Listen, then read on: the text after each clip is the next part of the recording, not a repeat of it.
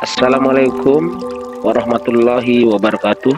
Izinkanlah kami menguraikan hubungan visi CGP dengan pemikiran KHD melalui pendekatan inquiry apresiatif oleh saya sendiri, Naswan SPDI MPD CGP Kabupaten Lombok Timur dan tempat tugas di SDN 1 Aikmal Timur.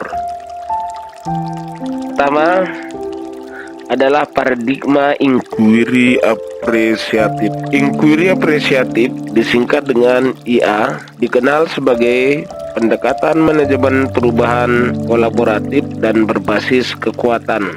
Salah satu tokoh IA adalah Frieder, menyatakan bahwa pendekatan inquiry apresiatif dapat membantu membebaskan potensi inovatif dan kreativitas, serta menyatukan orang dengan cara yang tidak dapat dilakukan oleh proses manajemen perubahan biasa. IA atau inquiry apresiatif menggunakan prinsip-prinsip utama psikologi positif dan pendidikan positif. Pendekatan IA percaya bahwa setiap orang memiliki inti positif yang dapat memberikan kontribusi pada keberhasilan. Inti positif ini merupakan potensi dan aset organisasi. Dengan demikian, dalam implementasinya, IA dimulai dengan menggali hal-hal positif, keberhasilan yang telah dicapai, dan kekuatan yang dimiliki organisasi. Sebelum organisasi menapak pada tahap selanjutnya dalam melakukan perencanaan perubahan. Tahapan inquiry apresiatif di dalam implementasinya. Di dalam implementasinya, IA dianalogikan dengan tahapan bagja. Bagja merupakan kepanjangan dari buat pertanyaan, ambil pelajaran, gali mimpi, jabarkan rencana, dan atur eksekusi. Yang pertama, buat pertanyaan di sini maksudnya adalah bagaimana cara mewujudkan visi sekolah. Ambil pelajaran mengandung makna bahwa di sini hal-hal apa saja yang selama ini telah dilakukan untuk mewujudkan visi sekolah. Selanjutnya yang ketiga adalah gali mimpi. Di sini mengandung makna adalah visi sekolah seperti apa yang diharapkan dari sisi guru, siswa, dan orang tua murid. Selanjutnya adalah jabarkan rencana. Di sini mengandung makna bahwa apa saja yang harus dilakukan untuk mewujudkan visi sekolah. Selanjutnya yang terakhir adalah atur eksekusi. Di sini mengandung makna bahwa bagaimana setiap unsur terlibat untuk mewujudkan visi sekolah yang telah disusun. Paradigma inquiry apresiatif yang berkaitan dengan 2 poin pandangan Ki Hajar Dewantara tentang pendidikan. Dalam hal ini, Ki Hajar Dewantara meletakkan dasar-dasar pendidikan Indonesia yang terangkum dalam 2 poin pandangan beliau. Yang pertama, mengenai kodrat alam. Kedua adalah mengenai kodrat zaman. Yang pertama, kodrat alam. Kodrat alam berkaitan dengan sifat dan bentuk lingkungan di mana anak berada yang nantinya dapat diwujudkan melalui penumbuhan karakter dan budaya.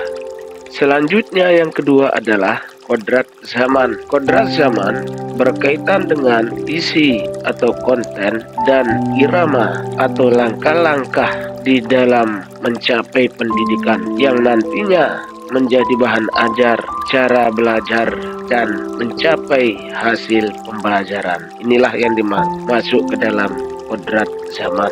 Nah, dalam hal ini kaitannya dengan paradigma inquiry apresiatif bahwa KHD hendak mengingatkan pendidik bahwa pendidikan anak sejatinya melihat kodrat diri anak dan dengan selalu berhubungan dengan kodrat zaman yang tidak bisa dipungkiri perubahan di dalamnya. Bila melihat dari kodrat zaman saat ini, pendidikan global menekankan pada kemampuan anak untuk memiliki keterampilan abad 21 dengan melihat kodrat anak Indonesia yang sesungguhnya. Ki Hajar Dewantara mengingatkan juga bahwa pengaruh dari luar tetap harus disaring dengan tetap mengutamakan kearifan lokal budaya Indonesia. Dalam rangka untuk mewujudkan kearifan lokal budaya Indonesia, salah satu yang ditempuh adalah dengan mewujudkan profil pelajar Pancasila. Selanjutnya, kaitannya dengan kodrat zaman dalam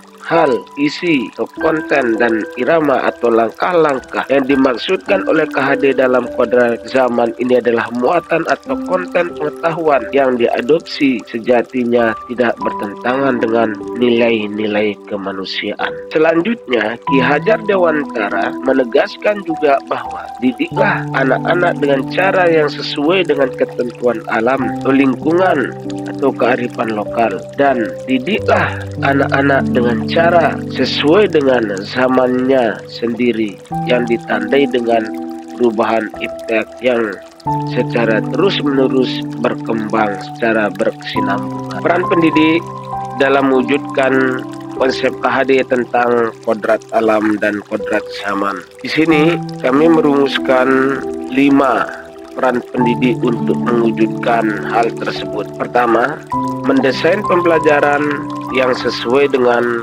kodrat alam dan kodrat zaman peserta didik. 2. Melibatkan trinitas pendidikan dalam mengembangkan program sekolah dan program pembelajaran yang didesain oleh guru itu sendiri. 3. Menerapkan filosofi kepemimpinan pembelajaran KHD, yaitu ing ngarsa sung talada, ing madya mangun karsa, dan tuturi handayani di dalam semua aspek pendidikan dan pembelajaran. Yang keempat, menjadikan peserta didik menjadi subjek pendidikan sebagai wujud dari implementasi pembelajaran yang berpusat pada peserta didik atau yang lebih kita kenal dengan student centered. Dan yang terakhir, yang kelima, yaitu mewujudkan merdeka belajar, yaitu pendidikan dan pembelajaran yang bebas dari intervensi, bullying, dan di samping itu materi atau konten serta proses belajar dan strategi pembelajaran disesuaikan dengan kodrat peserta didik itu sendiri. Memanfaatkan paradigma inquiry apresiatif untuk mewujudkan 2 poin pandangan KHD mengenai pendidikan. Di sini dalam hal ini kami merumuskan 4 hal untuk mewujudkan 2 poin pandangan KHD tersebut. Pertama adalah implementasi paradigma inquiry apresiatif dilakukan dengan tahapan bagja, yaitu buat pertanyaan, ambil pelajaran, gali mimpi, jabarkan rencana, dan atur eksekusi dalam memanage trinitas pendidikan untuk mencapai merdeka belajar. 2. Menggali potensi atau kekuatan yang ada di sekolah melalui kegiatan observasi dengan sasaran pendidik dan tenaga kependidikan yang ada di sekolah dan atau melalui fokus grup diskusi atau MGD, dan bila perlu melibatkan pemangku kepentingan dalam trinitas pendidikan, yaitu sekolah, keluarga, dan masyarakat. Yang ketiga, melibatkan secara maksimal tim penjaminan mutu pendidikan sekolah atau TPMPS dan komunitas eksternal yang ada dalam rangka ikut serta untuk berperan aktif dalam kegiatan manajemen perubahan dengan menggunakan pendekatan inquiry apresiatif menuju perubahan merdeka belajar, bahkan menuju program gerakan sekolah menyenangkan atau GSM. Yang terakhir, yang keempat adalah membentuk teamwork yang handal, kuat, serta memahami fungsi dan tugasnya masing-masing guna menjalankan program perubahan yang sudah ditetapkan oleh satuan pendidikan tersebut.